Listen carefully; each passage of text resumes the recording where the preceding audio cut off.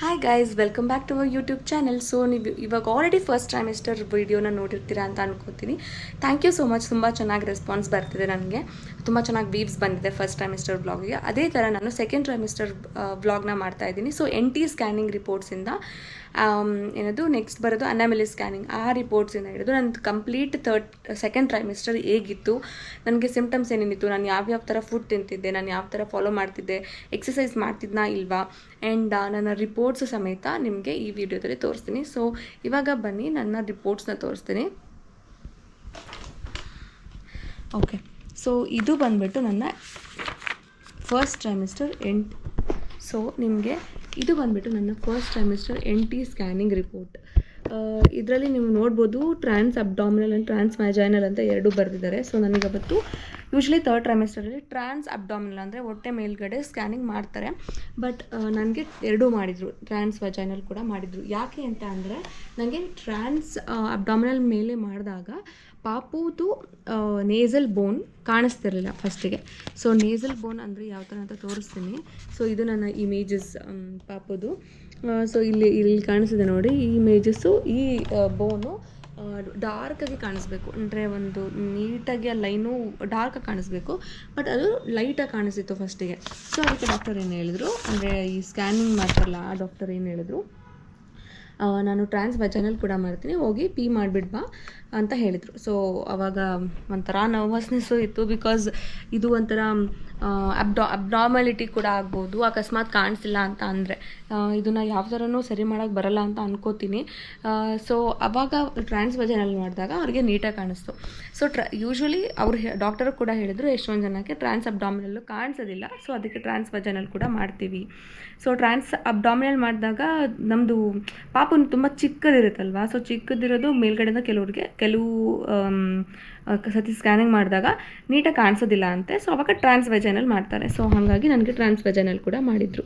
So ನಂದು placenta position posterior ಇತ್ತು, ಇನ್ನೆಲ್ಲದೂ ಕೂಡ ನೋಡಿ normal it is seen, card seen ಎಲ್ಲ, ಫಿಟಲ್ ಆ್ಯಕ್ಟಿವಿಟಿ ಪ್ರೆಸೆಂಟ್, ಆಮೇಲೆ ಕಾರ್ಡಿಯಾಕ್ ಆ್ಯಕ್ಟಿವಿಟಿ ಪ್ರೆಸೆಂಟು, 144 BPM ಇತ್ತು ನಂದು, ನಮ್ಮ ಪಾಪುದು ಹಾರ್ಟ್ ಬೀಟು. ಆಮೇಲೆ ನೋಡಿ ನೇಸಲ್ ಬೋನ್ ಕೂಡ ನಾರ್ಮಲ್, ಎಲ್ಲದೂ ನಾರ್ಮಲ್ ಅಂತಲೇ ಇತ್ತು. ಆಮೇಲೆ head, spine, face, heart, ಅಬ್ಡಾಮೆನ್ನು, bladder, ಆಮೇಲೆ ಲಿಮ್ಸು, ಇದನ್ನೆಲ್ಲದನ್ನು ಟೆಸ್ಟ್ ಮಾಡ್ತಾರೆ ಥರ್ಡ್ ಮಂತಲ್ಲೇ. ಇದೆಲ್ಲದೂ ಪ್ರಾಪರಾಗಿ ಪರ್ಫೆಕ್ಟಾಗಿತ್ತು ಅಂತ ಅಂದರೆ ಡಾಕ್ಟರ್ ಕೂಡ ಈ ಪ್ರೆಗ್ನೆನ್ಸಿನ ಲೋ ರಿಸ್ಕ್ ಅಂತ ಕನ್ಸಿಡರ್ ಮಾಡಿ ಕಂಟಿನ್ಯೂ ಮಾಡೋದಕ್ಕೆ ಸಜೆಸ್ಟ್ ಮಾಡ್ತಾರೆ. ಅಕಸ್ಮಾತ್ ಏನಾದರೂ ಪ್ರಾಬ್ಲಮ್ ಇತ್ತು ಅಂತ ಅಂದರೆ ಸೊ ಅಲ್ಲಿಗೆ ಎಷ್ಟೊಂದು ಜನಕ್ಕೆ ಅಬಾರ್ಷನ್ ಕೂಡ ಹೇಳ್ತಾರಂತೆ. ಸೊ ಹಂಗಾಗಿ ಥರ್ಡ್ ಮಂತ್ NT ಸ್ಕ್ಯಾನಿಂಗ್ ಮುಗಿಯೋ ತನಕ ಯೂಶ್ವಲಿ ಈವನ್ ಡಾಕ್ಟರ್ ಕೂಡ ನಮಗೆ ಈ ಸ್ಕ್ಯಾನಿಂಗಿಂದು ಪ್ಯಾಕೇಜಸ್ ಅಥವಾ ಏನೇ ಪ್ಯಾಕೇಜಸ್ನು ಹಾಸ್ಪಿಟಲಲ್ಲಿ ತೊಗೋಬೇಡಿ ಅಂತಲೇ ಹೇಳಿದರು ಅಲ್ಲಿ ತನಕ. ಬಿಕಾಸ್ ಅದಾದಮೇಲೆ ನಮಗೆ ಕಂಪ್ಲೀಟ್ ಕನ್ಫರ್ಮೇಷನ್ ಸಿಗುತ್ತೆ, ಇವಾಗ ಬೇಬಿ ಇಸ್ ಗುಡ್, ಇದನ್ನು ನಾವು ಕಂಟಿನ್ಯೂ ಮಾಡ್ಬೋದು ಅಂತ. ಸೊ ಇದು ನನಗೆ ಅವಾಗೇ ಗೊತ್ತಾಗಿದ್ದು. ಸೊ ಎಷ್ಟು ಕಷ್ಟ ಇದೆ ಅಂದರೆ ಇವಾಗಿನ ಲೈಫ್ ಸ್ಟೈಲು ಇದೆಲ್ಲದನ್ನು ನೋಡಿಬಿಟ್ರೆ, ಆ್ಯಂಡ್ ಈ ಥರ ಎಲ್ಲ ಇದನ್ನೆಲ್ಲ ಮಾಡಿಸ್ದಾಗೆ ನಮಗೆ ಗೊತ್ತಾಗೋದು. ಅದಕ್ಕಿಂತ ಮುಂಚೆ ಯಾರೂ ಇದನ್ನೆಲ್ಲ ಮಾತಾಡೋದಿಲ್ಲ. ಏನಾಗುತ್ತೆ, ಏನು ರಿಸ್ಕ್ ಇರುತ್ತಾ, ಅಥವಾ ನಾವು ಸ್ವಲ್ಪ ಲೇಟಾಗಿ ಮಾಡ್ಕೋಬೋದಾ. ಯೂಶ್ವಲಿ ಕೆಲವರು ಏನಂತಾರೆ, ಡಾಕ್ಟರ್ ಸಜೆಸ್ಟ್ ಮಾಡೋದು 30 years ಒಳಗಡೆ ಮಾಡ್ಕೊಳ್ಳಿ ಅಂತೆಲ್ಲ ಹೇಳ್ತಾರಲ್ಲ. ಸೊ ಇದೆಲ್ಲ ಅದನ್ನು ಕೇಳಿಸ್ಕೊಂಡು ಇದೆಲ್ಲ ರಿಪೋರ್ಟ್ಸ್ ಸಮೇತ ಅವತ್ತು ಅಲ್ಲಿ ಹೋಗ್ಬಿಟ್ಟು ಸ್ಕ್ಯಾನಿಂಗ್ ರೂಮಲ್ಲಿ ಕೂತಾಗ ನಮಗೆ ನಿಜವಾಗ್ಲೂ ಗೊತ್ತಾಗೋದು ಏನಾಗುತ್ತೆ, ಏನೇನಿದೆ, ಎಷ್ಟು ಭಯ ಆಗುತ್ತೆ ಅಂತ ಎಲ್ಲ. ತುಂಬ ಖುಷಿಯಾಗಿರ್ತೀವಿ ಪ್ರೆಗ್ನೆಂಟ್ ಆಗಿದ್ದೀವಿ ಅಂತ ಗೊತ್ತಾದ ತಕ್ಷಣ. ಆಮೇಲೆ ಸ್ಕ್ಯಾನಿಂಗ್ 3 months ತನಕ ಆಗಿರುತ್ತೆ, ಅಷ್ಟು 3 months ಒಳಗಡೆ ವಾಮಿಟಿಂಗ್ ಅಂತ ಏನೋ ಆಗಿರುತ್ತೆ ಎಷ್ಟೊಂದು ಜನಕ್ಕೆ. ಅದನ್ನೆಲ್ಲ ಸಹಿಸ್ಕೊಂಡು ಒಂದು ಸ್ಕ್ಯಾನಿಂಗಿಗೆ ಹೋಗಿ ಅಲ್ಲೇನೋ ಒಂದು ಡಿಫೆಕ್ಟ್ ಇದೆ ಅಂತ ಗೊತ್ತಾದರೆ ಇಟ್ ವಿಲ್ ಬಿ ಸೋ ಬ್ಯಾಡ್ ಅಲ್ವಾ. ಅಂದರೆ ಯಾರೂ ಅದನ್ನು ಜೀವಿಸ್ಕೊಳೋಕ್ಕೆ ಸಾಧ್ಯನೇ ಇಲ್ಲ. ಸೊ ಇದು ನ್ಯಾಚುರಲ್ ಆಗಿ ಬೇಬಿ ಆಗಬೇಕು, ನ್ಯಾಚುರಲ್ ಪ್ರಾಸೆಸ್. ಇದಕ್ಕೆ ನೀವು ಯಾವುದೇ ಥರ ಟ್ರೀಟ್ಮೆಂಟ್ಸು ಎಷ್ಟೊಂದು ಏನೂ ಇರೋದಿಲ್ಲ. ಸೊ ಹಾಗಾಗಿ ಯೂಶ್ವಲಿ 30 years ಮುಂಚೆ ಅಟ್ಲೀಸ್ಟ್ 1 kid ಮಾಡ್ಕೊಳ್ಳಿ ಅಂತ ಡಾಕ್ಟರ್ಸ್ ಕೂಡ ಸಜೆಸ್ಟ್ ಮಾಡೋದು. ಆ್ಯಂಡ್ ಎಲ್ಲ ನಾರ್ಮಲ್ ಇತ್ತು, ನನಗಂತೂ ಸಿಕ್ಕಾಪಟ್ಟೆ ಖುಷಿ ಆಯಿತು. ಈ ಥರ ನೋಡಿ ಬೇಬಿದು ಇಮೇಜಸ್ ಎಲ್ಲ ತೋರಿಸಿದ್ದಾರೆ.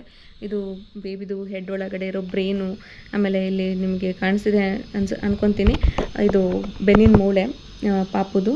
ಆ್ಯಂಡ್ ಪಾಪು ನೋಡಿ ಈ ಥರ ಇತ್ತು ಅವಾಗ.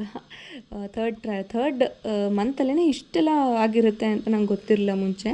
ಸೊ ಪಾಪು ಹೆಡ್ಡು, ಆಮೇಲೆ ಅದ್ರದ್ದು ಕೈ, ಕಾಲು ಅದೆಲ್ಲದೂ ತೋರಿಸಿದ್ದಾರೆ. ಸೊ ಇದನ್ನೆಲ್ಲ ನೋಡಿಬಿಟ್ಟು ನನಗೆ ಸಿಕ್ಕಾಪಟ್ಟೆ ಖುಷಿ ಆಯಿತು. ಬೇಬಿದು ಹಾರ್ಟ್ ಬೀಟ್ ಕೂಡ ಕೇಳಿಸ್ತಾರೆ. ಸೊ ನಂದು ಫಸ್ಟ್ ಟ್ರೈಮಿಸ್ಟರಲ್ಲಿ 3rd ಮಂತ್ ಸ್ಕ್ಯಾನಿಂಗ್ ಅಂದರೆ NT ಸ್ಕ್ಯಾನಿಂಗ್ ನನಗೆ ಎಲ್ಲದೂ ಕೂಡ ನಾರ್ಮಲ್ ಇತ್ತು. ಆ್ಯಂಡ್ ಅದೇ ಆ ಶಾಕಿಂಗ್ ಅಂದರೆ ಒಂಥರ ಟ್ರಾನ್ಸ್ ವಜೈನಲ್ ಮಾಡ್ತೀವಿ ಅಂತ ಅಂದ ತಕ್ಷಣ ನಾನು ತುಂಬ ಹೆದರ್ಕೊಂಡ್ಬಿಟ್ಟಿದ್ದೆ ಆ್ಯಕ್ಚುಲಿ ಹೇಳಬೇಕಂದ್ರೆ. ಬಟ್ ಎಲ್ಲದೂ ನಾರ್ಮಲ್ ಬಂತು. ಅದಾದಮೇಲೆ ತುಂಬ ಖುಷಿ ಆಯಿತು. ಅದಾದಮೇಲೆ ನನಗೆ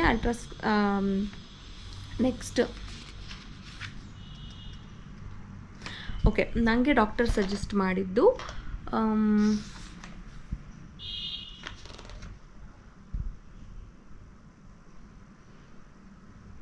ನನಗೆ ನೆಕ್ಸ್ಟು ಫಾಲೋ ಅಪ್ಪಿಗೆ ಬನ್ನಿ ಅಂತ ಹೇಳಿದರು.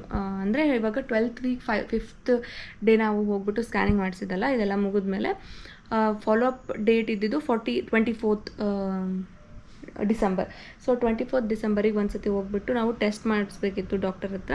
ಸೊ ಆವಾಗ ನಾನು ವೇಟ್ ಇದ್ದಿದ್ದು 59.2 kg. ಅಂದರೆ ಫಸ್ಟ್ ಟ್ರೈಮಿಸ್ಟರ್ ಎಂಡಿಂಗಲ್ಲಿ ನಾನು ಕಂಪ್ಲೀಟ್ 3 ಮಂತ್ಸಲ್ಲಿ ನಾನು 1 kg ಜಾಸ್ತಿ ಆಗಿದ್ದು. ಸೊ ನೆಕ್ಸ್ಟ್ ನನಗೆ ಅಡ್ವೈಸ್ ಮಾಡಿದ ಲ್ಯಾಬ್ ಟೆಸ್ಟ್ಸ್ ಅಂದರೆ ಇದು ಎಲ್ಲ ಬ್ಲಡ್ ಲ್ಯಾಬ್ ಟೆಸ್ಟ್ಸ್ ಎಲ್ಲರಿಗೂ ಇದನ್ನು ಅಡ್ವೈಸ್ ಮಾಡ್ತಾರೆ. ಸೊ ನೀವು ಕೇಳಿರ್ಬೋದು ಡಬಲ್ ಮಾರ್ಕರ್ ಟೆಸ್ಟ್ ಅಂತ. ಸೊ ನಮ್ಮ ಡಾಕ್ಟರು ನಮಗೆ ಅಡ್ವೈಸ್ ಮಾಡಿದ್ದು ಡಬಲ್ ಮಾರ್ಕರ್ ಆಲ್ರೆಡಿ ಹಳೇದಾಯಿತು. ಸೊ ಇದು ಕ್ವಾಡ್ರಪಲ್ ಮಾರ್ಕರ್ ಮತ್ತು NIPT ಟೆಸ್ಟ್, ಇದೆರಡು ಡಿಫ್ರೆಂಟ್ ಬ್ಲಡ್ ಟೆಸ್ಟ್. ಆ್ಯಕ್ಚುಲಿ ಇದೊಂದು ಬ್ಲಡ್ ಟೆಸ್ಟಲ್ಲಿ ನಿಮಗೆ ಕ್ರೋಮೋಸೋಮಲ್ ಅಬ್ನಾರ್ಮಾಲಿಟೀಸ್ ಏನಾದರೂ ಪಾಪುಗಿತ್ತು ಅಂದರೆ ಗೊತ್ತಾಗುತ್ತೆ ಅಂತ ಈ ಟೆಸ್ಟ್ಸ್ನ ಸಜೆಸ್ಟ್ ಮಾಡಿದರು. ಸೊ ಇದರಲ್ಲಿ ಇದೆರಡು ಸೇಮೇ. ಅಂದರೆ ಏನು ಡಿಫ್ರೆನ್ಸ್ ಅಂದರೆ ಕ್ವಾಡ್ರಪಲ್ ಟೆಸ್ಟಲ್ಲಿ ನಿಮಗೆ ತುಂಬ ಆ್ಯಕ್ಯುರೇಟಾಗಿ ಎಷ್ಟು ಕ್ರೋಮೋಸೋಮಲ್ ಡಿಫೆಕ್ಟ್ಸ್ ಇದನ್ನೋ ಇಲ್ಲ ಅಂತ ಇನ್ನೂ ಚೆನ್ನಾಗಿ ಡಿಟೆಕ್ಟ್ ಆಗುತ್ತಂತೆ ಡಬಲ್ ಮಾರ್ಕರ್ಗಿಂತ. ಅದಕ್ಕಿಂತ ಹೈಯೆಸ್ಟ್ ಲೆವೆಲ್ ಅಂದರೆ ಕಂಪ್ಲೀಟ್ ನಿಮಗೆ ಏನಾದರೂ ಗೊತ್ತಾಗಬೇಕು ಕ್ರೋಮೋಸೋಮಲ್ ಅಬ್ನಾರ್ಮಾಲಿಟಿ ಇದೇನೋ ಇಲ್ಲೋ ಎಲ್ಲದೂ ಗೊತ್ತಾಗಬೇಕು ಅಂದರೆ ಈ ಬ್ಲಡ್ ಟೆಸ್ಟ್ ಅಂದರೆ NIPT ಬ್ಲಡ್ ಟೆಸ್ಟ್ ಅಂತ. ಈ NIPT ಬ್ಲಡ್ ಟೆಸ್ಟ್ಗೆ 15,000 ಏನೋ ಇತ್ತು ಬರೀ ಒಂದು ಬ್ಲಡ್ ಟೆಸ್ಟಿಗೆ. ಕ್ವಾಡ್ರಪಲ್ ಟೆಸ್ಟು 5,000 to 6,000 ಏನೋ ಇತ್ತು, ಈ ರೇಂಜಲ್ಲಿತ್ತು.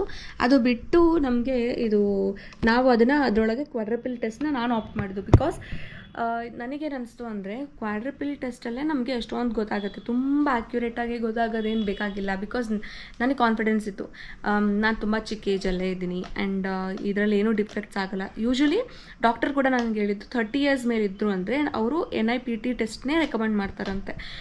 ಸೊ ಅದರಲ್ಲಿ ತುಂಬ ಜನಕ್ಕೆ 30+ ಇರೋರಿಗೆ ಈ ಥರ ಕ್ರೋಮೋಸೋಮಲ್ ಅಬ್ನಾರ್ಮಾಲಿಟೀಸ್ ಬರೋ ಚಾನ್ಸಸ್ ಇರ್ಬೋದು ಅಂತ ಡಾಕ್ಟರ್ ಹೇಳಿದ್ದು. ಸೊ ಹಾಗಾಗಿ ನನಗೆ ಕ್ವಾಡ್ರಪಲ್ ಕೂಡ ಚೂಸ್ ಮಾಡಿ ಪರವಾಗಿಲ್ಲ ಅಂತಲೇ ಹೇಳಿದರು.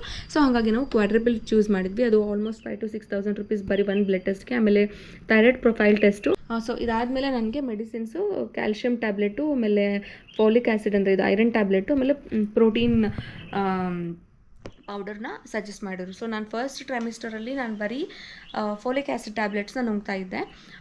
ಅದಾಗಿ ಈ ಸ್ಕ್ಯಾನಿಂಗ್ ಆದ ತಕ್ಷಣ ನನಗೆ ಡಾಕ್ಟರ್ ಅದನ್ನು ಕಂಪ್ಲೀಟ್ಲಿ ಓಕೆ ಅದನ್ನು ನಿಲ್ಲಿಸ್ಬಿಟ್ಟು ನೆಕ್ಸ್ಟ್ ನೀವು ಕ್ಯಾಲ್ಶಿಯಂ ಟ್ಯಾಬ್ಲೆಟ್ ದಿನ ಬೆಳಗ್ಗೆ ಕ್ಯಾಲ್ಶಿಯಂ ಟ್ಯಾಬ್ಲೆಟ್ ತೊಗೊಳ್ಳಿ, ಆವಾಗ ಹಾಲು ಕುಡಿಬೋದು. ಆ್ಯಂಡ್ ನೀವು ಯಾವಾಗಾದರೂ ಅಂದರೆ ಮಧ್ಯಾಹ್ನನೂ ತೊಗೋಬೋದು ಅಥವಾ ನೈಟ್ ಕೂಡ ನೀವು ಐರನ್ ಟ್ಯಾಬ್ಲೆಟ್ ತೊಗೋಬೋದು. ಸೊ ಐರನ್ ಟ್ಯಾಬ್ಲೆಟ್ನು ಕ್ಯಾಲ್ಶಿಯಂ ಟ್ಯಾಬ್ಲೆಟ್ನು ಎರಡು ಒಂದೇ ಸತಿ ತೊಗೊಳಂಗಿಲ್ಲ. ಅಥವಾ ಐರನ್ ಟ್ಯಾಬ್ಲೆಟ್ ನೀವು ತೊಗೋಬೇಕಾದ್ರೆ ಹಾಲು ಕುಡಿಬಾರ್ದು ಅಂತ ಹೇಳಿದರು. ಸೊ ಇದಿಷ್ಟು ಇತ್ತು. ಆಮೇಲೆ ಪ್ರೋಟೀನ್ ಪೌಡರು ಸಜೆಸ್ಟ್ ಮಾಡಿದ್ರು. ಬಟ್ ನಾನು ಹೇಳ್ತೀನಿ ಪ್ರೋಟೀನ್ ಪೌಡರ್ ಅವರು ಏನಕ್ಕೆ ಸಜೆಸ್ಟ್ ಮಾಡ್ತಾರೋ ಗೊತ್ತಿಲ್ಲ. ಬಿಕಾಸ್ ಅದರೊಳಗೂ ಕೂಡ ಮೈದಾ, ಶುಗರ್ ಕಂಟೆಂಟ್ ಎಲ್ಲ ತುಂಬ ಇರುತ್ತೆ. ಹಾಗಾಗಿ ನಾನು ರೆಕಮೆಂಡ್ ಮಾಡೋದು ನಾವು ಮನೇಲೇ ಈ ಡ್ರೈ ಫ್ರೂಟ್ಸಿಂದ ನಾವು ಈ ಥರ ಪ್ರೋಟೀನ್ ಪೌಡರ್ ಮಾಡ್ಕೊಂಡ್ಬಿಟ್ಟು ಹಾಲಲ್ಲಿ ಹಾಕ್ಕೊಂಡು ಕುಡಿಬೋದು. ಸೊ ಅದನ್ನು ಮಾಡಿಕೊಂಡು ಕುಡೀರಿ, ಬೆಸ್ಟ್ ಅಂತ ನಾನು ಹೇಳ್ತೀನಿ. ಇದೆಲ್ಲ ಆದಮೇಲೆ ಇದು ಕ್ವಾಡ್ರಪಲ್ ಟೆಸ್ಟು ಮತ್ತು ಬ್ಲಡ್ ಟೆಸ್ಟಿಗೆಲ್ಲ ನಾವು ಕೊಟ್ಟು ಬಂದುಬಿಟ್ಟಿದ್ವಿ December 24th ಅನಿಸುತ್ತೆ. ನನ್ನ ನೆಕ್ಸ್ಟ್ ವಿಸಿಟ್ ಇದ್ದಿದ್ದು 16th January. ಸೊ ನೆಕ್ಸ್ಟ್ ವಿಸಿಟಿಗೆ ನಾನು ಈ ಟೆಸ್ಟ್ಸ ಮಾಡಬೇಕಿತ್ತು. ಆಮೇಲೆ ನಂದು ನೆಕ್ಸ್ಟ್ ಸ್ಕ್ಯಾನಿಂಗ್ ಇದ್ದಿದ್ದು 16th January ಅದು ಅನಾಮಲಿ ಸ್ಕ್ಯಾನಿಂಗು. ಸೊ ಅನಾಮಲಿ ಸ್ಕ್ಯಾನಿಂಗಲ್ಲಿ ಏನೇನಿತ್ತು ಅಂತ ನಾನು ರಿಪೋರ್ಟ್ ಸಮೇತ ತೋರಿಸ್ತೀನಿ. ಸೊ ನನಗೆ ಆಲ್ರೆಡಿ 3rd month ಸ್ಕ್ಯಾನಿಂಗಲ್ಲೇ ಲೋ ಲೈಯಿಂಗ್ ಪ್ಲೆಸೆಂಟಾ ಇದೆ ಅಂತ ಗೊತ್ತಾಗಿತ್ತು. ಸೊ ಲೋ ಲೈಯಿಂಗ್ ಪ್ಲೆಸೆಂಟಾ ಇರೋದ್ರಿಂದ ಡಾಕ್ಟರ್ ಏನು ಹೇಳಿದರು, ರೆಸ್ಟ್ ಮಾಡಬೇಕು, ಟ್ರಾವೆಲ್ ಮಾಡಬೇಡಿ, ಆ್ಯಂಡ್ ನೀವು ಆದಷ್ಟು ರೆಸ್ಟಲ್ಲಿರಬೇಕು, ಎಕ್ಸಸೈಸ್ ಏನೋ ಮಾಡೋಕ್ಕೆ ಹೋಗಬೇಡಿ, ಆ್ಯಂಡ್ ತುಂಬ ಹೆವಿ ವೇಟ್ಸ್ನ ಲಿಫ್ಟ್ ಮಾಡಬಾರ್ದು. ತುಂಬ ಅಂತನಲ್ಲ, ನಾನು ಎಷ್ಟೊಂದು ಯೂಟ್ಯೂಬ್ ವೀಡಿಯೋಸ್ ಕೂಡ ನೋಡಿದೆ. ಯಾರೋ ಒಬ್ಬರು ಆ ಥರ ಬೆಡ್ನ ಇದು ಮಾಡ್ಕೊಳಕ್ಕಾರ ಬೆಡ್ ಎತ್ಬಿಟ್ಟು ಅಂದರೆ ತುಂಬ ವೇಟ್ ಇರುತ್ತಲ್ಲ ಬೆಡ್ ಕೂಡ, ಅದನ್ನು ಮಾಡಬೇಕಾದ್ರೂ ಅವರಿಗೆ ಬ್ಲೀಡಿಂಗ್ ಕಾಣಿಸ್ಕೊಂಡಿದೆ. ಸೊ ಲೋ ಲೈಯಿಂಗ್ ಪ್ಲೆಸೆಂಟಾ ಇರೋರಿಗೆ ಬ್ಲೀಡಿಂಗ್ ಕಾಣಿಸ್ಕೊಳೋ ಚಾನ್ಸಸ್ ತುಂಬ ಇರುತ್ತೆ. ಹಾಗಾಗಿ ಅವರು ಡಾಕ್ಟರ್ಸ್ ಕೂಡ ಸಜೆಸ್ಟ್ ಮಾಡೋದು ಟ್ರಾವೆಲ್ ಮಾಡಬಾರ್ದು ಆ್ಯಂಡ್ ನೀವು ತುಂಬ ವೇಟ್ಸ್ನ ಲಿಫ್ಟ್ ಮಾಡಬಾರ್ದು ಅಂತ ಎಲ್ಲ ಸಜೆಸ್ಟ್ ಮಾಡ್ತಾರೆ. ಸೊ ಅದನ್ನು ತುಂಬ ಸೀರಿಯಸ್ ಆಗಿ ತೊಗೊಂಡು ನೀವು ಯಾರೋ ಅದನ್ನು ಮಾಡಬೇಡಿ, ಅಕಸ್ಮಾತ್ ಡಾಕ್ಟರ್ ಅದನ್ನು ಸಜೆಸ್ಟ್ ಮಾಡಿದ್ರು ಅಂದರೆ. ಸೊ ನನಗೂ ಲೋ ಲೈನ್ ಪ್ಲಾಸೆಂಟಾ ಇದ್ದಿದ್ದರಿಂದ ನಾನು ಎಲ್ಲೂ ಟ್ರಾವೆಲ್ ಮಾಡಲಿಲ್ಲ. ಅಂದರೆ ಟ್ರಾವೆಲ್ ಅಂದರೆ ತುಂಬ ದೂರ ಟ್ರಾವೆಲ್ ಮಾಡಬಾರ್ದು. ತುಂಬ ದೂರ ಟ್ರಾವೆಲ್ ಮಾಡೋದ್ರಿಂದ ಹೀಟ್ ಆಗುತ್ತೆ, ಕಾರಲ್ಲಿ ಹೋದ್ರೂ ಕೂಡ ಹೀಟ್ ಆಗುತ್ತೆ ಆ್ಯಂಡ್ ತುಂಬ ಕುತ್ಕೊಂಡೇ ಇರ್ತೀವಲ್ಲ ಅದರಿಂದನೂ ಪ್ರಾಬ್ಲಮ್ ಆಗುತ್ತೆ. ಬರೀ ಜಂಪು ಹಂಪಿಂದನೇ ಅಂತ ಅಲ್ಲ, ಸೊ ಇದೆಲ್ಲ ಇರುತ್ತೆ. ಹಂಗಾಗಿ ನಾನು ಟ್ರಾವೆಲ್ ಮಾಡಲಿಲ್ಲ. ಆ್ಯಂಡ್ ಒಂದು ಸತಿ ಮೈಸೂರಿಗೆ ಹೋಗಿ ಬಂದಿದ್ವಿ ಫಿಫ್ತ್ ಮಂತಲ್ಲಿ, ಅಂದರೆ ಫಿಫ್ತ್ ಮಂತ್ ಇದೇನು ಕಂಪ್ಲೀಟ್ ಆಗೋ ಟೈಮಲ್ಲಿ ನಾವು ಅದೇ ನ್ಯೂ ಇಯರ್ ಟೈಮಲ್ಲಿ ಮೈಸೂರಿಗೆ ಹೋಗಿ ಬಂದಿದ್ವಿ. ಸೊ ಅದು ಬಿಟ್ಟರೆ ನಾನು ಎಲ್ಲೂ ಹೋಗೇ ಇಲ್ಲ, ಮನೇಲೇ ಇದ್ದೆ. ಆ್ಯಂಡ್ ನಾನೇನು ಎಕ್ಸಸೈಸ್ ಮಾಡ್ತಿರಲಿಲ್ಲ, ವಾಕಿಂಗ್ ಮಾಡ್ತಿದ್ದೆ. ಸೊ ಡಾಕ್ಟರ್ ಹೇಳಿದ್ರು ವಾಕಿಂಗ್ ಮಾಡ್ಬೋದು, ಬಟ್ ಅದೂ ತುಂಬ ಟೈಮ್ ವಾಕಿಂಗ್ ಮಾಡಬಾರ್ದು. ಸೊ ನಾರ್ಮಲಾಗಿ ವಾಕಿಂಗ್ ಮಾಡಬೇಕು. ಸೊ ನಾನೇನು ಮಾಡ್ತಿದ್ದೆ, ಪಾರ್ಕಿಗೆಲ್ಲ ಹೋಗ್ಬಿಟ್ಟು ವಾಕಿಂಗ್ ಮಾಡ್ತಾಯಿದ್ದೆ. ಸೊ ಸೆಕೆಂಡ್ ಟ್ರೈಮಿಸ್ಟರ್ ನಂದು ಅನಾಮಲಿ ಸ್ಕ್ಯಾನಿಂಗಲ್ಲಿ ಏನೇನು ಬಂತು, ನಂದು ಹಾಸ್ಪಿಟಲಿಗೆ ಹೋಗ್ತಿದ್ದೀವಿ. 5th ಮಂತ್ ಚೆಕಪ್ ಇದೆ.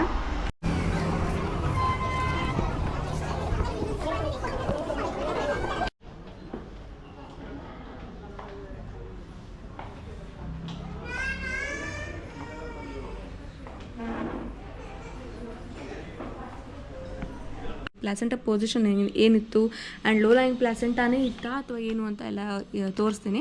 ಸೊ ಇದು ಸೆಕೆಂಡ್ ಟ್ರೈಮಿಸ್ಟರ್ ಸ್ಕ್ಯಾನು.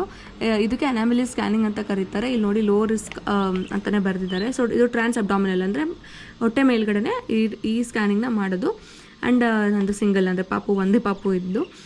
ನೆಕ್ಸ್ಟ್ ಬಂದುಬಿಟ್ಟು ಎಲ್ಲದೂ ನೋಡಿ ನಾರ್ಮಲ್ ಇದೆ. ಪೋಸ್ಟೀರಿಯರ್ ಪ್ಲಾಸೆಂಟಾನೇ ಇದ್ದಿದ್ದು ನಂದು. ಆಮೇಲೆ ಹಾರ್ಟ್ ಬೀಟು 138 BPM, ಇನ್ನೆಲ್ಲದು ನಾರ್ಮಲ್ಲೇ ಇತ್ತು.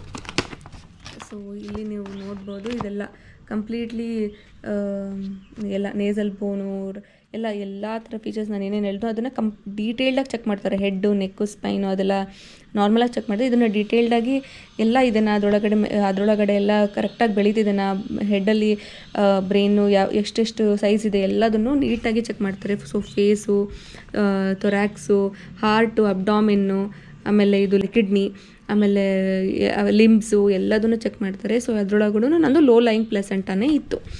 So but low line placenta ಇದು 1.5 cm away from OS. ಸರ್ವಿಕ್ಸಿಂದ 1.5 cm ಮೇಲೆ ಇತ್ತು, ಮೇಲೆ ಹೋಗಿತ್ತು ಪ್ಲಾಸೆಂಟಾ. ಬಟ್ ಹಂಗಂತ ಇದು ಕಂಪ್ಲೀಟ್ಲಿ ನಾರ್ಮಲ್ ಅಂತ ಅಲ್ಲ, ಬಿಕಾಸ್ 4 cm ಮೇಲೆ ಹೋಗಬೇಕು ಅಂತ ಡಾಕ್ಟರ್ ಹೇಳಿದ್ದು. ಸೊ ನಂದು 1.5 cm ಇತ್ತು. ಹಾಗಾಗಿ 5th ಮಂತ್ ಸ್ಕ್ಯಾನಿಂಗಲ್ಲೂ ಕೂಡ ನನಗೇನು ಹೇಳಿದ್ರು, still same thing, you should not travel ಮಾಡಬಾರ್ದು, ಎಕ್ಸಸೈಸ್ ತುಂಬ ಹೆವಿ ಮಾಡಬಾರ್ದು, ವೇಟ್ ಲಿಫ್ಟ್ಸ್ ಮಾಡಬಾರ್ದು ಮೇನ್ಲಿ ಅಂತೆಲ್ಲ ಹೇಳಿದರು. ಸೊ ಅದು ನಾನು ಕಂಪ್ಲೀಟಾಗಿ ಫಾಲೋ ಮಾಡಿದೆ. ಆ್ಯಂಡ್ ಸ್ವಲ್ಪ ಎಕ್ಸಸೈಸ್ ಮಾಡ್ತಾಯಿದ್ದೆ, ತುಂಬ ಎಕ್ಸಸೈಸ್ ಏನು ಮಾಡ್ತಾ ಇರಲಿಲ್ಲ. ಆ್ಯಂಡ್ ಅದು ಸ್ಟ್ರೆಸ್ ಆಗೋ ಥರ ಎಕ್ಸಸೈಸಸ್ ಮಾಡಬಾರ್ದು. ಆ್ಯಂಡ್ ವಾಕಿಂಗ್ ಅಂತೂ ಕಂಟಿನ್ಯೂ ಮಾಡಿದೆ. ನಾನು ಡೈಲಿ ಈವ್ನಿಂಗ್ ವಾಕಿಂಗ್ ಹೋಗ್ತಾಯಿದ್ದೆ. ಸೊ ಅದರದ್ದು ಇಮೇಜಸ್ ನಾನು ತೋರಿಸ್ತಾ ಇದ್ದೀನಿ ಇವಾಗ. ಓಕೆ, ಈ ಸ್ಕ್ಯಾನಿಂಗಲ್ಲಿ ನನಗೆ ಇವಾಗ ನೆನಪಾಯಿತು. ಸ್ಕ್ಯಾನಿಂಗ್ ರೂಮಲ್ಲಿ ಮಾಡಬೇಕಾದ್ರೆ ಪಾಪು ಉಲ್ಟಾ ಇತ್ತು, ಅಂದರೆ ಏನಂತಾರೆ ಅದ್ರದ್ದು ಬೆನ್ಮೂಳೆ ಕಾಣಿಸ್ತಾ ಇತ್ತು ನನ್ನ ಹೊಟ್ಟೆ ಮೇಲೆ. ಅವರು ಹಾರ್ಟ್ ಚೆಕ್ ಮಾಡಬೇಕಲ್ಲ, ಹಾರ್ಟ್ ಚೆಕ್ ಮಾಡೋದಕ್ಕೆ ಪಾಪು ಟರ್ನ್ ಆಗಬೇಕು. ಅವರು ಹಿಂಗೆಲ್ಲ ಮುಟ್ಬಿಟ್ಟು ಹಿಂಗೆಲ್ಲ ಮಾಡಿ ನೋಡಿದ್ರು, ಬಟ್ ಪಾಪು ಟರ್ನ್ ಆಗಿಲ್ಲ. ಹಂಗಾಗಿ ಹೊರಗೆ ಹೋಗ್ಬಿಟ್ಟು ಒಂದು ಸ್ವಲ್ಪ ನೀರು ಕುಡಿದ್ಬಿಟ್ಟು ವಾಕ್ ಮಾಡ್ಕೊಂಬಾ ಅಂತ ಹೇಳಿದರು. ನಾನು ಈ ಥರ ಮುಂಚೆನೇ ಯೂಟ್ಯೂಬ್ ವೀಡಿಯೋಸ್ ನೋಡಿದಾಗ ಎಲ್ಲರೂ ಹೇಳಿದ್ದು ಚಾಕ್ಲೇಟ್ ಏನಾದರೂ ತಿನ್ನಿ ಅಥವಾ ಸ್ವೀಟ್ ಏನಾದರೂ ತಿನ್ನಿ ಅಥವಾ ಕೋಲ್ಡ್ ಇರೋದೇನಾದರೂ ಕುಡೀರಿ, ಆವಾಗ ಪಾಪು ಮೂಮೆಂಟ್ ಆಗುತ್ತೆ ಅಂತ. ಸೊ ನಾನೇನು ಮಾಡಿದೆ, ಚಾಕ್ಲೇಟ್ ತರಿಸ್ಕೊಂಬಿಟ್ಟು ಚಾಕ್ಲೇಟ್ ತಿಂದು ಸ್ವಲ್ಪ ವಾಕಿಂಗ್ ಮಾಡಿಬಿಟ್ಟು ಅದನ್ನೆಲ್ಲ ನಾನು ಇದೇ ವಿಡಿಯೋದಲ್ಲಿ ಕ್ಲಿಪ್ಪಿಂಗ್ ಆ್ಯಡ್ ಮಾಡಿರ್ತೀನಿ ನಾನು ಅವತ್ತು ಏನು ಮಾಡಿದೆ ಅಂತ.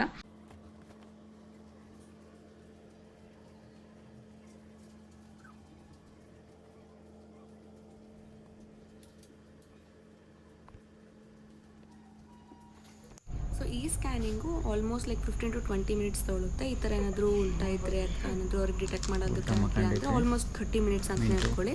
30 minutes ಬೇಕಾಗುತ್ತೆ. ಅಂದರೆ ಈ ಕಡೆ ಉಲ್ಟಾ ಹಾಕೋದಂತ.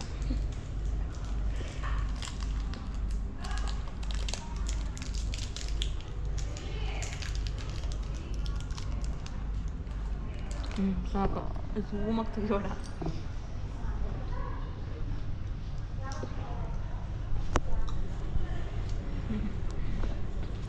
ಸೊ ನಾವು ಸ್ಕ್ಯಾನಿಂಗ್ ಮುಗಿಸ್ಕೊಂಡ್ಬಿಟ್ಟು ಮೇಲ್ಗಡೆ ಕೆಫಿಟೇರಿಯಾಗೆ ಹೋಗಿದ್ವಿ. ಅಲ್ಲಿ ನೋಡಿ ವಾಲಲ್ಲೆಲ್ಲ ಆಲ್ಮೋಸ್ಟ್ ಪ್ರೆಗ್ನೆನ್ಸಿ ರಿಲೇಟೆಡ್ ಎಲ್ಲ ಅದನ್ನು ಕಾರ್ಟೂನ್ ರೀತಿ ಡ್ರಾಯಿಂಗ್ ಮಾಡಿದ್ರು. ತುಂಬ ಚೆನ್ನಾಗಿರುತ್ತೆ ಆ್ಯಕ್ಚುಲಿ ನೋಡೋದಕ್ಕೆ. ಪಾಪು ಟರ್ನ್ ಆಯಿತು. ಪಾಪು ಟರ್ನ್ ಆಗಿ ಅದನ್ನು ಮತ್ತೆ ಟೆಸ್ಟ್ ಮಾಡಿದ್ರು. ಸೊ ಎಷ್ಟು ಕ್ಯೂಟ್ ಅನಿಸ್ತು ಅವತ್ತು ನನಗೆ. ಹೆಂಗೆಲ್ಲ ಇರುತ್ತಲ್ಲ ಅದೆಲ್ಲ ಒಂಥರ ನಿಜವಾಗ್ಲೂ ಜೀವಂತವಾಗಿರೋ ಒಂದು ಏನೋ ಬೆಳೀತಾ ಇದೆ ಅಂತಲೂ ಫೀಲ್ ಆಗ್ತಿರಲ್ಲ ನಮಗೆ. ಬೆನ್ಮೂಳೆ ಆ್ಯಂಡ್ ಇದು ಇಮೇಜಸಲ್ಲಿ ಪಾಪದ ಫೇಸು, ಕೈ, ಆಮೇಲೆ ಕಾಲು ಎಲ್ಲದನ್ನು ನೀಟಾಗಿ ಕ್ಯಾಪ್ಚರ್ ಮಾಡಿದ್ದಾರೆ. ಇದರ ಕಾಲು, ಇದು 2 ಕಾಲಿಂದ ಇಟ್ಕೊಂಡಿರೋದು ಆ್ಯಂಡ್ ಇದು ಫೇಸು. ಇದನ್ನು ಎಷ್ಟು ಚೆನ್ನಾಗಿ ತೆಗೆದಿದ್ದು ಫೋಟೋ ಅಂತ ಅಂದರೆ ಇದೆ ಫೋಟೋ. ಇದರಲ್ಲಿ ಫೇಸ್ ಆಲ್ಮೋಸ್ಟ್ ಗೊತ್ತಾಗುತ್ತೆ ಆ ಥರ ಫೋಟೋ. ಆ್ಯಂಡ್ ಇದರೊಳಗಡೆ ನೀವು ಇನ್ನೊಂದು ಅಬ್ಸರ್ವ್ ಮಾಡ್ಬೋದು. ಇದರೊಳಗಡೆ ಹೇಳ್ತಾರೆ ಆಲ್ ಜೆನೆಟಿಕ್ ಅಬ್ನಾರ್ಮಾಲಿಟೀಸ್ ಆ್ಯಂಡ್ ಇದೆಲ್ಲ ನಾವು ರೂಲ್ ಔಟ್ ಮಾಡೋದಕ್ಕಾಗಲ್ಲ ಅಲ್ಟ್ರಾಸೌಂಡಲ್ಲಿ. ಸೊ ಎಲ್ಲ ಥರ ಏನೇ ಅಬ್ನಾರ್ಮಾಲಿಟೀಸ್ ಹುಟ್ಟಿದ ಮೇಲೂ ಬರ್ಬೋದು. ಸೊ ಹಾಗಾಗಿ ಇದನ್ನೆಲ್ಲ ಕಂಪ್ಲೀಟ್ಲಿ ನೀವು ಸ್ಕ್ಯಾನಿಂಗಲ್ಲಿ ಎಲ್ಲದನ್ನೂ ಗೊತ್ತಾಗೋದಿಲ್ಲ ಅಂತಲೂ ಮೆನ್ಷನ್ ಮಾಡಿರ್ತಾರೆ. ಬ್ಲಡ್ ಟೆಸ್ಟ್ ರಿಪೋರ್ಟ್ಸ್ ಎಲ್ಲ ನಾರ್ಮಲ್ಲೇ ಬಂದಿತ್ತು. ಸೊ ಅದರಲ್ಲಿ ಏನು ರಿಸ್ಕ್ ಅಂತ ಆ ಥರದ್ದು ಏನೂ ಇರಲಿಲ್ಲ. ಸೊ ಆವಾಗ ನಾನು ಇಲ್ಲಿ ನೀವು ನೋಡ್ಬೋದು 1st of 16th January ನನ್ನ ವೇಟು 62.8 kgs. ಅಂದರೆ ನಾನು 59.6 kgಯಿಂದ 62.8 kgs 2 ಮಂತ್ಸಲ್ಲಿ. ಸೊ ಇಟ್ ಈಸ್ ನಾರ್ಮಲ್ ರೇಂಜಲ್ಲೇ ಇತ್ತು. ಸೊ ಫಸ್ಟ್ ಟ್ರೈಮಿಸ್ಟರಲ್ಲಿ ನಾನು 1 kg ವೇಟ್ ಇನ್ಕ್ರೀಸ್ ಆಗಿದ್ದೆ. ಫಸ್ಟ್ ಅಂದರೆ 3rd ಮಂತ್ ಎಂಡಿಂಗ್ ಅಂತ, 4th ಮಂತ್ ಮತ್ತು 5th ಮಂತ್ 2 ಮಂತ್ಸಲ್ಲಿ ನಾನು ಒಂದು ನಾರ್ಮಲಿ ಎಷ್ಟು ವೇಟ್ ಗೇನ್ ಆಗಬೇಕೋ ಅಷ್ಟೇ, ಅಂದರೆ 1.5 kg ನೀವು ವೇಟ್ ಗೇನ್ ಆಗ್ಬೋದು ಪ್ರತಿ ಮಂತ್ ಅಂತ ಹೇಳ್ತಾರೆ ಡಾಕ್ಟರ್ಸು. ಸೊ ನಾನು 1.5 kg ಪ್ರತಿ ಮಂತ್ ವೇಟ್ ಗೇನ್ ಆಗ್ಬೋದು ಅಂತ ಹೇಳ್ತಾರೆ ಡಾಕ್ಟರ್ಸು. ಸೊ ನಾನು ಅಷ್ಟೇ ಆ ರೇಂಜಲ್ಲೇ ಇತ್ತು. ಸೊ ನಾನು 62.8 kgs ಆಗಿದ್ದೆ ಫಸ್ಟ್ ಅಂದರೆ 5th month scanning, normally scanning ಆದಮೇಲೆ. ಸೊ ಅದಾದಮೇಲೆ ನನಗೆ ಮತ್ತೆ ಡಾಕ್ಟರ್ಸ್ ಸಜೆಸ್ಟ್ ಮಾಡಿದ್ದು ಅಂದರೆ 5th ಮಂತ್ ಆದಮೇಲೆ, ಅಂದರೆ ಇದನ್ನು ನಾವು 6th ಮಂತ್ ಎಂಡಿಂಗಲ್ಲಿ ಮಾಡಿಸ್ಬೋದು. ಸೊ CBC 6th ಮಂತಲ್ಲಿ ಮಾಡಿಸ್ತಾರೆ. So CBC, thyroid, glucose, HbA1c, ಆಮೇಲೆ vitamin D, vitamin B12, urine routine test examination. So ಇದನ್ನೆಲ್ಲದನ್ನು ನನಗೆ ಇವರು ನೆಕ್ಸ್ಟ್ ಬ್ಲಡ್ ಟೆಸ್ಟ್ನ ಸಜೆಸ್ಟ್ ಮಾಡಿದ್ರು ಡಾಕ್ಟರು. ನನಗೆ 5th ಮಂತಿಗೆ ಹೋದಾಗಲೇ ಇದನ್ನೆಲ್ಲ ಸಜೆಸ್ಟ್ ಮಾಡಿದರು. ಸೊ ನಂದು ಅನಾಮಲಿ ಸ್ಕ್ಯಾನಿಂಗ್ ಆಗಿದ್ದು 20 ವೀಕ್ಸ್ 1 ಡೇ ಇದ್ದಾಗ ನಂದು ಅನಾಮಲಿ ಸ್ಕ್ಯಾನಿಂಗ್ ಆಗಿದ್ದು. ಸೊ ನೆಕ್ಸ್ಟ್ ನಂದು HbA1c ಇವೆಲ್ಲ ರಿಪೋರ್ಟ್ಸ್ನ ತೋರಿಸ್ತೀನಿ. HbA1c ಎಲ್ಲ ನಾರ್ಮಲ್ ರೇಂಜಲ್ಲೇ ಇತ್ತು. ಇವನ್ನೆಲ್ಲ blood test reports. Vitamin B12 ಕೂಡ ನಾರ್ಮಲ್ ರೇಂಜಲ್ಲಿ ಇತ್ತು. ವಿಟಮಿನ್ ಡಿ, ವಿಟಮಿನ್ B12 ಆಮೇಲೆ ಇದೆಲ್ಲ ನಾರ್ಮಲಲ್ಲೇ ಇತ್ತು. ಆಮೇಲೆ ಥೈರಾಯ್ಡ್ ಟೆಸ್ಟ್ ಕೂಡ ನಾರ್ಮಲಲ್ಲೇ ಇತ್ತು. ನಂದು ಕೊಲಾಯ್ಡ್ ಗಾಯ್ಟರ್ ಇರೋದ್ರಿಂದ ಡಾಕ್ಟರ್ಸ್ ಏನು ಹೇಳ್ತಾರೆ, ಇದನ್ನು ಪ್ರತಿ ಮಂತು ನೀನು ಥೈರಾಯ್ಡ್ ಟೆಸ್ಟ್ ಕೂಡ ಮಾಡಿಸ್ಕೊಳ್ತಿರು. ಬಿಕಾಸ್ ನಾನೇನು ಟ್ಯಾಬ್ಲೆಟ್ಸ್ ತೊಗೊತಿಲ್ಲ, ನನಗೇನು ಇದರಲ್ಲಿ ಇದೇನು ನನಗೆ ಎಫೆಕ್ಟ್ ಮಾಡ್ತಿಲ್ಲ. ಬಟ್ ಬರೀ ವಿಜುವಲಿ ಅಂದರೆ ನೋಡೋದಕ್ಕೆ ದಪ್ಪ ಇರೋದ್ರಿಂದ ಬೇಕಾದ್ರೆ ಆಪ್ರೇಷನ್ ಮಾಡಿ ತೆಗೆಸ್ಕೋಬೋದು. ಅದು ಬಿಟ್ಟರೆ ನನಗೆ ಎಲ್ಲ ಹಾರ್ಮೋನ್ ವೈಸ್ ಕರೆಕ್ಟಾಗಿ ಪ್ರೊಡ್ಯೂಸ್ ಆಗ್ತಿದೆ. ಹಾಗಾಗಿ ಇದಕ್ಕೆ ಏನೂ ನೆಸೆಸಿಟಿನೇ ಇಲ್ಲ. ಈವನ್ ಪ್ರೆಗ್ನೆನ್ಸಿ ಟೈಮಲ್ಲಿ ಕೂಡ ಟ್ಯಾಬ್ಲೆಟ್ಸ್ ತಗೋ ನೆಸೆಸಿಟಿ ಇಲ್ಲ, ಇದ್ರದ್ದು ಏನೂ ನೆಸೆಸಿಟಿ ಇರಲಿಲ್ಲ. ಆ್ಯಂಡ್ ಇವನ್ ನಾನು ನಿಮಗೆ ತೋರಿಸ್ತೀನಿ, ಥೈರಾಯ್ಡ್ ಹಾರ್ಮೋನ್ಸ್ ಕೂಡ ಪ್ರತಿಯೊಂದು ನನಗೆ ನಾರ್ಮಲ್ ರೇಂಜಲ್ಲಿ ಇತ್ತು. ವಿಟಮಿನ್ ಡಿ ಕೂಡ ನಾರ್ಮಲ್ ಇತ್ತು. ಆಮೇಲೆ ಎಷ್ಟೊಂದು ಜನದ್ದು ಏನಂತಾರೆ ಇದು ಹಿಮೋಗ್ಲೋಬಿನ್ HB ಏನಾಗಿರುತ್ತೆ ಕಮ್ಮಿ ಇರುತ್ತೆ. ಬಟ್ ನನ್ನ ನೋಡಿ ಹಿಮೋಗ್ಲೋಬಿನ್ ಕೂಡ 12 ಇದೆ, ನಾರ್ಮಲ್ ರೇಂಜು 12 to 15 ಒಳಗಡೆ ಇರಬೇಕು ಅಂತ ನಾನು 12 ಇತ್ತು. ಸೊ ಎಲ್ಲದು ಆಲ್ಮೋಸ್ಟ್ ಒಂದು CBC, blood test, sugar test ಇದೆಲ್ಲದೂ ನಾರ್ಮಲ್ಲೇ ಬಂದಿತ್ತು ನನ್ನ ಬ್ಲಡ್ ರಿಪೋರ್ಟಲ್ಲಿ. ಗ್ಲೂಕೋಸ್ ಚಾಲೆಂಜ್ ಟೆಸ್ಟ್ ಕೂಡ ನಂದು ನಾರ್ಮಲ್ ರೇಂಜಲ್ಲೇ ಇತ್ತು. ಸೊ ಇದು ಗ್ಲೂಕೋಸ್ ಚಾಲೆಂಜ್ ಟೆಸ್ಟ್ನ ಹೆಂಗೆ ಮಾಡ್ತಾರೆ ಏನು ಅಂತ ನಾನು ಏನು ಮಾಡಿದೆ, ಹೆಂಗೆ ಏನನ್ನು ಹಾಕ್ಕೊಂಡು ಕೊಡಿದೆ ಅದನ್ನೆಲ್ಲದನ್ನು ನಾನು ರೆಕಾರ್ಡ್ ಮಾಡಿದ್ದೀನಿ. ಅದನ್ನು ಕೂಡ ಈ ವಿಡಿಯೋದಲ್ಲೇ ಅಟ್ಯಾಚ್ ಮಾಡ್ತೀನಿ. ಸೊ ಇದನ್ನು ಯೂಶ್ವಲಿ ಮಾರ್ನಿಂಗ್ ಟೈಮಲ್ಲೇ ಮಾಡಬೇಕು. ಬೆಳಗ್ಗೆ ಎದ್ಬಿಟ್ಟು ಏನೂ ಕುಡಿಲಿಲ್ಲದೆ, ಏನೂ ತಿನ್ನಲಿಲ್ಲದೆ ನೀವು ಒಂದು ವಾಟರ್ ಬಾಟಲಲ್ಲಿ ನೀರು ತುಂಬಿಸ್ಕೊಂಡು ಅದನ್ನು 75 grams ಗ್ಲೂಕೋಸ್ನ ನೀವು ಅದನ್ನು ಆ್ಯಡ್ ಮಾಡಿಬಿಟ್ಟು ಅದನ್ನು ನೀಟಾಗಿ ಮಿಕ್ಸ್ ಮಾಡಿಕೊಂಡು ಅದನ್ನು 10 minutesಲ್ಲಿ ನೀವು ಕುಡಿಬೇಕು. ಸೊ ಕುಡಿದ್ಬಿಟ್ಟು 2 hours ಆದಮೇಲೆ ಅವರು ಟೆಸ್ಟಿಗೆ 300 grams ಐತೆ, 300 ಅಂದರೆ 100 75 ಆಗೈತೆ ಕರೆಕ್ಟ್. ಇನ್ನೊಂದು ಸ್ವಲ್ಪ ಹಾಕ್ಬೇಕು ಅನ್ಸುತ್ತೆ. 75 grams ಆಗೈತೆ. ಮತ್ತೆ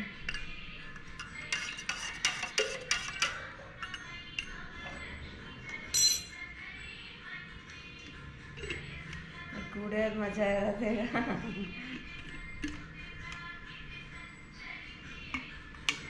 ಸ್ವಲ್ಪ ನಾನು ಬಿಸಿ ಇದ್ರೆ ಸೇರ್ತಿತ್ತು. ಕುಡಿತೀನ ಮಾಮೂಲಿ ವಿಡಿಯೋ ಮಾಡ್ತೀನಿ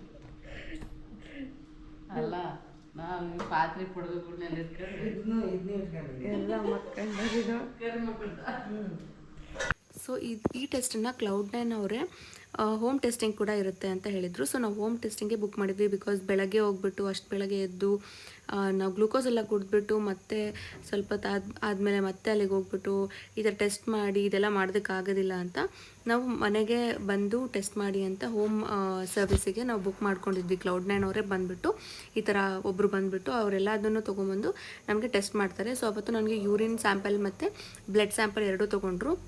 ಸೊ ಮಾರ್ನಿಂಗ್ ನಾನು ಹೇಳಿದ್ನಲ್ಲ ಬೆಳಗ್ಗೆ ಎಲ್ಲ ಕುಡಿದು ಮತ್ತೆ ಮಲ್ಕೊಂಡು 2 ಅವರ್ಸ್ ಆದಮೇಲೆ ಮತ್ತೆ ಎದ್ದು, ಬಿಕಾಸ್ ನನಗೆ ಎದ್ದೇ ಇದ್ದರೆ ಹೊಟ್ಟೆ ಹಸಿಯೋಕ್ಕೆ ಸ್ಟಾರ್ಟ್ ಆಗಿಬಿಡುತ್ತೆ ನನಗೆ, ಅದಕ್ಕೋಸ್ಕರ ನಾನು ಮತ್ತೆ ಮಲ್ಕೊಂಡು ಮತ್ತೆ 2 ಅವರ್ಸ್ ಆದಮೇಲೆ ಎದ್ಬಿಟ್ಟು ಆಲ್ಮೋಸ್ಟ್ ನನ್ನ ಪ್ರಕಾರ 9 ಆಗಿತ್ತು ಅನಿಸುತ್ತೆ. ನಾನು ಬೆಳಗ್ಗೆ ಕುಡಿದಿದ್ದು 7 o'clock ಇದು ಕುಡಿದ್ಬಿಟ್ಟು ಮಲ್ಕೊಂಡಿದ್ದೆ. 9 o'clock ಅವ್ರು ಬಂದರು. ಎಕ್ಸಾಕ್ಟ್ 9 o'clock ಬಂದುಬಿಟ್ಟು ಇದನ್ನು ಟೆಸ್ಟ್ ಸ್ಯಾಂಪಲ್ಸ್ ತೊಗೊಂಡ್ಬಿಟ್ಟು ಹೋದರು.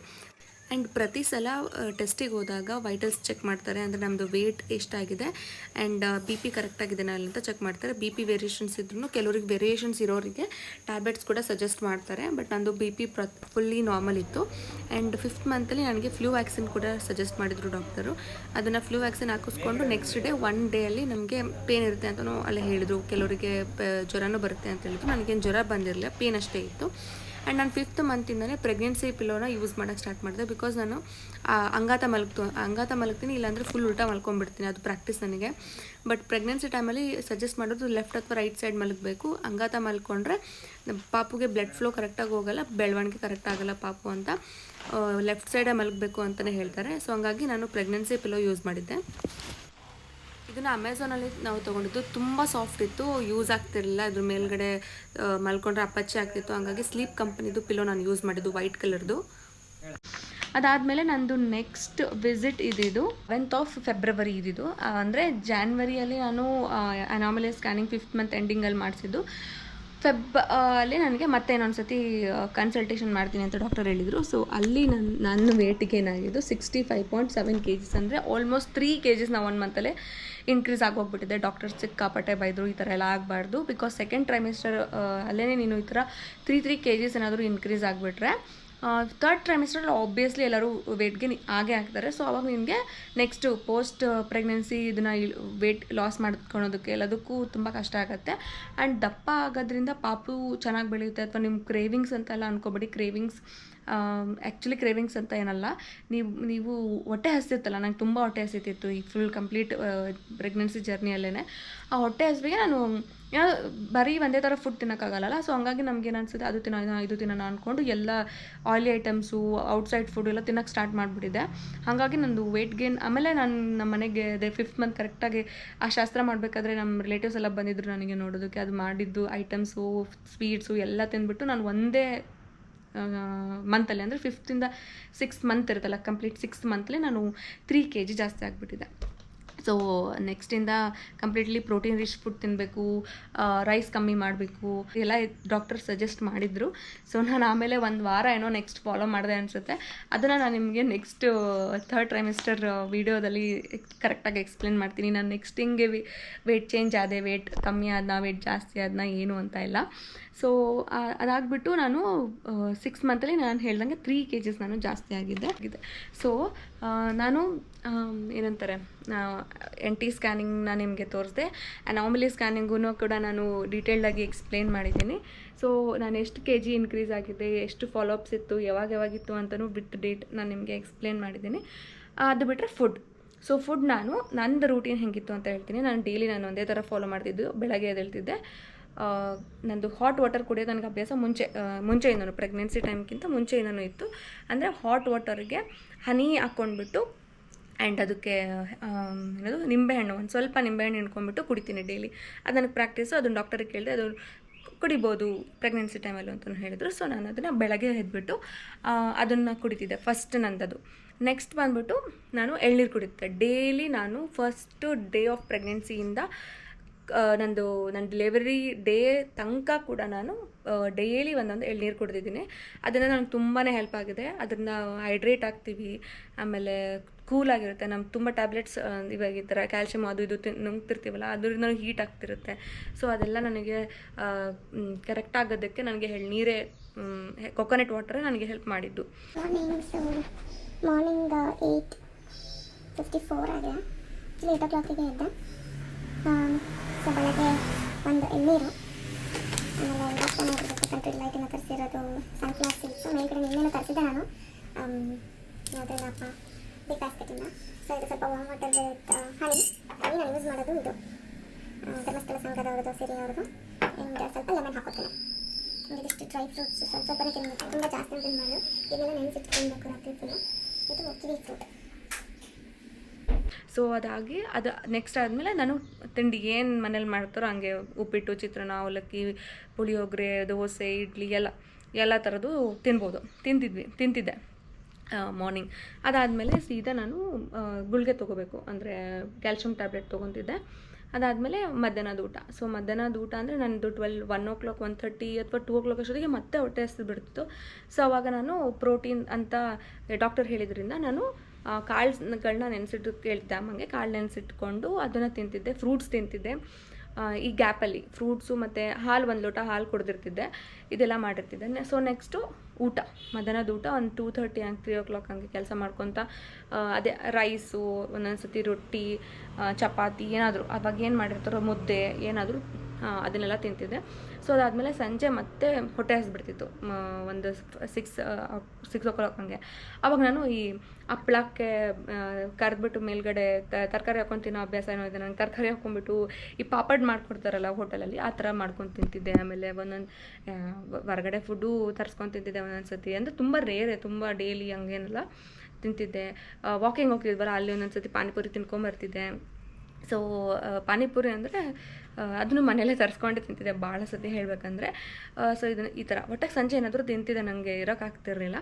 ಅದಾದಮೇಲೆ ನೈಟ್ ಊಟ ಮಾಡಿಬಿಟ್ಟು ಐರನ್ ಟ್ಯಾಬ್ಲೆಟ್ ತೊಗೊಂಡ್ಬಿಟ್ಟು ಮಲ್ಕೊತಿದ್ದೆ. ಸೊ ಇಷ್ಟು ನಂದು ರೂಟೀನ್, ನಂದು ಫುಡ್ ರೂಟೀನ್ ಇದ್ದಿದ್ದು. ಎಲ್ಲ ಥರ ಫುಡ್ಡು ತಿಂತಿದ್ದೆ, ಎಲ್ಲ ಥರ ಫ್ರೂಟ್ಸು ತಿಂತಿದ್ದೆ, ಈವನ್ ಎಳ್ನೀರು ಕುಡಿತಿದ್ದೆ.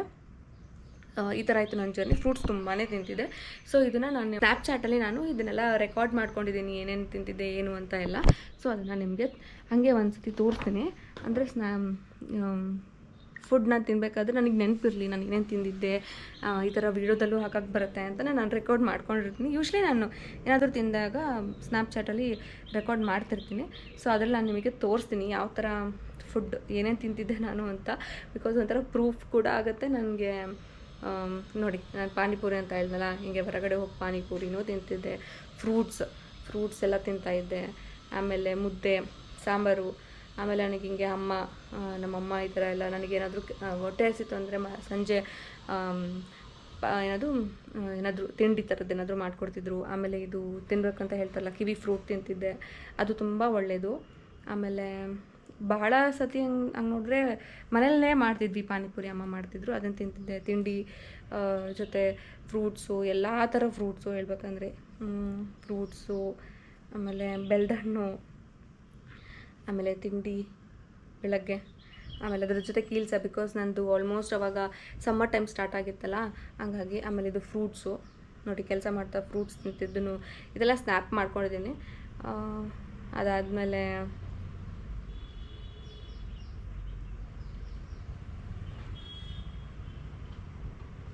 ನಾನು ಹೇಳ್ದಲ್ಲ ಪಾಪಡ್ ಥರ ಅಂತ, ಈ ಥರ ಹಪ್ಳದ ಮೇಲೆ ಇದನ್ನೆಲ್ಲ ಹಾಕ್ಕೊಂಡು ಅದನ್ನು ತಿಂತಿದ್ದೆ. ಸೊ 6 ಮಂತಲ್ಲಿ ಡೈಟಿಷಿಯನ್ ಮತ್ತು ಫಿಸಿಯೋಥೆರಪಿ ಸೆಷನ್ಸ್ ಇತ್ತು. ಒಂದು 10 to 12 ಮೆಂಬರ್ಸ್ ಏನೋ ಬಂದಿದ್ದರು ನನ್ನ ಜೊತೆ. ಸೊ ತುಂಬ ಚೆನ್ನಾಗಿತ್ತು. ಯಾವ ಥರ ಎಕ್ಸಸೈಸಸ್ ಮಾಡಬೇಕು, ನಮ್ಮದು ಬ್ರೀತಿಂಗ್ ಪವರ್ ಎಷ್ಟಿದೆ, ನಮ್ಮದು ಲಂಗ್ ಕೆಪಾಸಿಟಿ ಎಷ್ಟಿದೆ ಅಂತ ಫಿಸಿಯೋಥೆರಪಿಯಲ್ಲಿ ತೋರಿಸಿದ್ರು. ನಂದು ತುಂಬ ಚೆನ್ನಾಗೇ ಇತ್ತು ಬಿಕಾಸ್ ಆಫ್ ಯೋಗ. ಯಾವ ಥರ ತಿನ್ನಬೇಕು ಫುಡ್ನ, ಯಾವಾಗ ತಿನ್ನಬೇಕು ಏನು ಅಂತಲೂ ಒಂದು ಸೆಷನ್ಸ್ ಇತ್ತು. ಇದೆಲ್ಲ ಬೆಡ್ ಬುಕ್ಕಿಂಗ್ ಮಾಡಿರೋರಿಗೆ ಮಾತ್ರ ಸೆಷನ್ಸ್ ಇರುತ್ತೆ. ಸೊ ನಾವು ಬೆಡ್ ಬುಕ್ಕಿಂಗ್ ಮಾಡಿರೋದ್ರಿಂದ ನಮಗೆ ಸೆಷನ್ಸ್ ಇತ್ತು. ಈ ವಿಜುವಲ್ಸು ಇದು ರಾಷ್ಟ್ರೋತ್ತನ ಹಾಸ್ಪಿಟಲಲ್ಲಿ ನಾನು ಹೋಗಿ ನೈಟ್ ಆಲ್ಮೋಸ್ಟ್ 12 o'clock ಹೋಗ್ಬಿಟ್ಟು ಇಂಜೆಕ್ಷನ್ ಎಲ್ಲ ಮಾಡಿಸಿ, ಅಂದರೆ IV ಮೂಲಕ ಇಂಜೆಕ್ಷನ್ಸ್ ಮಾಡಿದರು. ನನಗೆ ಜೇನುಹುಳ ಒಂದು ಕಾಲಿಗೆ ನಾನು ಹೋಗಿ ತುಳಿದ್ಬಿಟ್ಟು ಅದು ಸ್ವಲ್ಪ ಪ್ರಿಕ್ಕಾಗಿ ನಾನು ಏನೂ ಆಗಲ್ಲ ಬಿಡು ಅಂತ ನೆಗ್ಲೆಕ್ಟ್ ಮಾಡಿ ಅದಾದರೆ ಒಂದು ಮಧ್ಯಾಹ್ನ ಕಚ್ಚಿದ್ದು ನೈಟ್ ಅಷ್ಟೊತ್ತಿಗೆ ಕಾಲೆಲ್ಲ ಊದ್ಕೊಂಡ್ಬಿಟ್ಟು ರ್ಯಾಷಸ್ ಆಗೋಕ್ಕೆ ಸ್ಟಾರ್ಟ್ ಆಗಿತ್ತು. ಸೊ ಈ ಥರ ಅಲರ್ಜಿಕ್ ರಿಯಾಕ್ಷನ್ಸ್ ಆಗುತ್ತಂತೆ. ಹಾಗಾಗಿ ಆದಷ್ಟು ನೀವು ಡಾಕ್ಟರಿಗೆ ಕನ್ಸಲ್ಟ್ ಮಾಡಿ. ಏನಾದರೂ ಆದರೂ ಕೂಡ ಅದನ್ನು ನೆಗ್ಲೆಕ್ಟ್ ಮಾಡೋಕ್ಕೆ ಹೋಗಬೇಡಿ. ಬಿಕಾಸ್ ಆಮೇಲೆ ನಾನು ಹೋಗ್ಬಿಟ್ಟು ಒಂದು IV ಮೂಲಕ ಇಂಜೆಕ್ಷನ್ ಹಾಕಿಸ್ಕೊಂಡು ಬಂದಮೇಲೆ ನೆಕ್ಸ್ಟ್ ಡೇ ನನಗೆ ಕಮ್ಮಿ ಆಯಿತು. ಸೊ ಈ ವಿಡಿಯೋ ನಿಮಗೆ ಇಷ್ಟ ಆಗಿದೆ ಅಂತ ಅಂದ್ಕೊತೀನಿ. ಸೆಕೆಂಡ್ ಟ್ರೈಮಿಸ್ಟರಲ್ಲೇ ವ್ಯಾಲೆಂಟೈನ್ಸ್ ಡೇ ಇತ್ತು, ನನ್ನ ಬರ್ಡೇ ಇತ್ತು, ಇದೆಲ್ಲ ಸೆಲೆಬ್ರೇಷನ್ದು ನೆಕ್ಸ್ಟ್ ವೀಡಿಯೋಸ್ ಅಪ್ಲೋಡ್ ಮಾಡ್ತೀನಿ. ಸೊ ಹೀಗೆ ನನ್ನನ್ನು ಸಪೋರ್ಟ್ ಮಾಡ್ತೀನಿ. Please do like, share and subscribe to our YouTube channel.